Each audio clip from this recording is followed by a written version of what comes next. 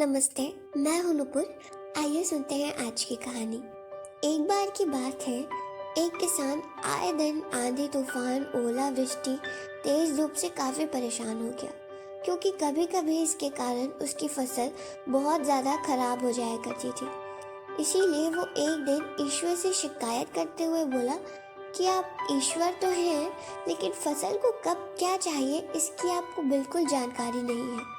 मैं आपसे विनती करता हूँ कि आप मुझे एक मौका दीजिए और मेरे कहे अनुसार ही मौसम कीजिए। फिर देखिए हम किसान कैसे अन्न के भंडार भर देंगे। ईश्वर मुस्कुराए और बोले, ठीक है, आज से तुम्हारे अनुसार ही मौसम रखूंगा। अब इसके बाद क्या था, किसान खुश हो गया और अपने खेतों में गेहूं की बुआई की। अब किसान ने जब चाहा तब धूप मिली, जब चाहा पानी मिला। पानी की तो उसने बिल्कुल कमी ही नहीं आने दी।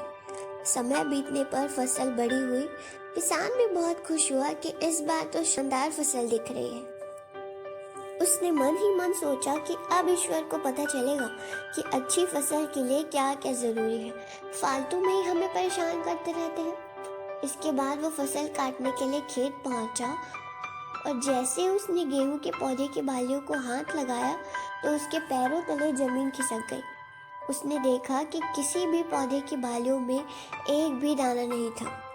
अब क्या था, किसान दुखी हुआ और बोला, हे ईश्वर, ऐसा क्यों हुआ? क्योंकि मैंने तो सब कुछ सही किया और वो भी सही समय पर। इस पर भगवान बोले कि ऐसा तो होना ही था, क्योंकि तुमने इन पौधों को बिल्कुल भी संघर्ष नहीं करने दिया। इन्हें ना तो तेज धूप में तपने दिया, ना ही आंधी का सामना करने दिया। इन्हें किसी भी प्रकार की कोई चुनौती का सामना ही नहीं करने दिया। इसीलिए बाहर से तो भले ही अच्छे दिख रहे हैं, लेकिन अंदर से बिल्कुल खोखले हैं। इनके अंदर कोई भी दाना नहीं है। पौधे जब सब तरह की चुनौतियों का सामना करते हैं तो उनमें ऊर्जा पैदा होती है। ये ऊर्जा उनके अंदर सही सामर्थ्य पैदा करती है, इसके लिए वे बने होते हैं। दोस्तों, ठीक ऐसे ही जब इंसान के जीवन में संघर्ष आता है तो वो उसके लिए उन्नति के कई रास्ते खोल लेता है। इसीलिए मुसीबतें आए तो उनका डट कर सामना करें। मिलती हूँ आपसे फिर एक नई कहानी के साथ। अगर आपको ऐसी ही कहानियाँ सुनना पसंद है तो सब्सक्राइब करें हमारा चैनल इन हिंदी। धन्यवाद।